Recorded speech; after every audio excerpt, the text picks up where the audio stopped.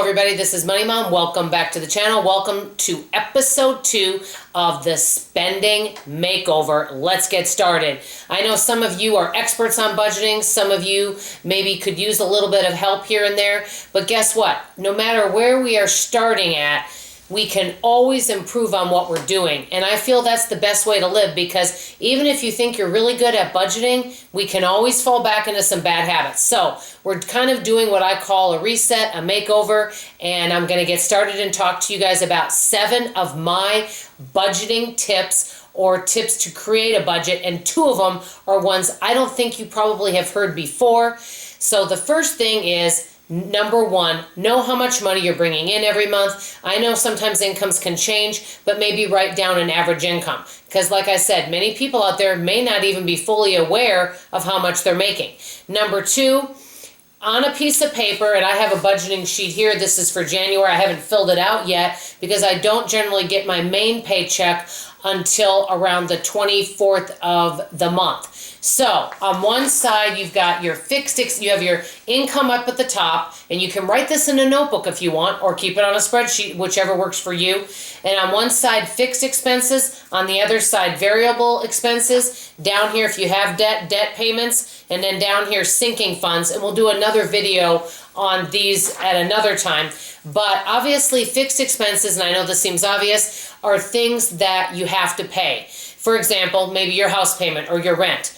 Now, many people think fixed expenses are fixed, but I recently watched a wonderful video from another YouTuber, How Debbie Saves. She did a video on some of her things that she thought was fixed and she didn't think she could change, and she started making some phone calls and saved quite a bit of money.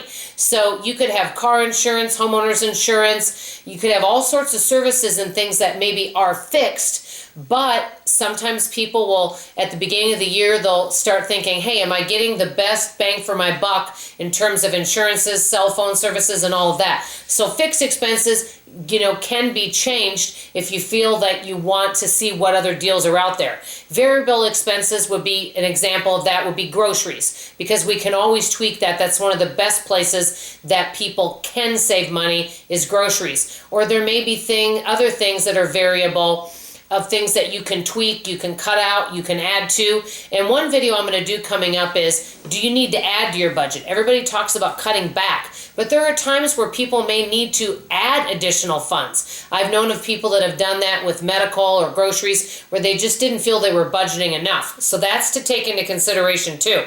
Now, this is the tip.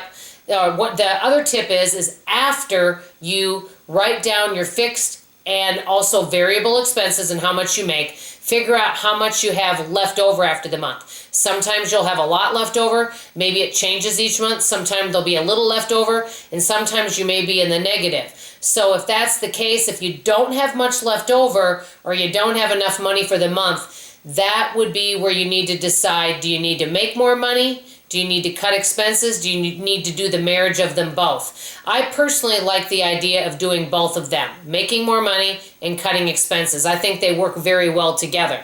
So find out how much you have left over after the end of the month. Then number 4, this is my tip that I don't see on other channels. I have mentioned it on this channel. So let's say, like I told you guys, this sheet. This is an example of a January budget, not quite filled in yet. What you could do is this, if you wanted to, and if you felt this was good, you could write what I would call budget A, budget B, budget C. And budget A would be more of a generous budget where you allow more spending.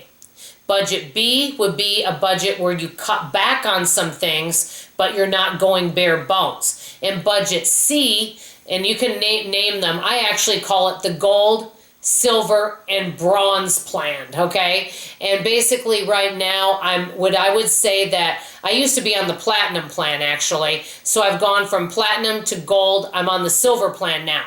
but that way you also keep a bronze plan or plan C, so if you need to go bare bones, you've got the budget ready. So I would write up different budgets and different scenarios. That way, if you either choose to go on a no spend and really cut back, you're able to do that. Maybe you've got a goal of saving for something important like a home, or there's something else like you need a car coming out, so you're going to go bare bones. That means you might cut out cable TV, Netflix, you might cut your grocery bill down by 25%, you may no longer get your hair done, or anything like that, and you may just go bare bones on some things in order to save for that car. So I think it's really powerful to have more than one budget. So either if you want to, in order to save for something that you really need or want, or if you need to, you've got 3 budgets in place ready and raring to go. And those budgets can always be changed. I know I kind of went on about that, but I really feel having more than one budget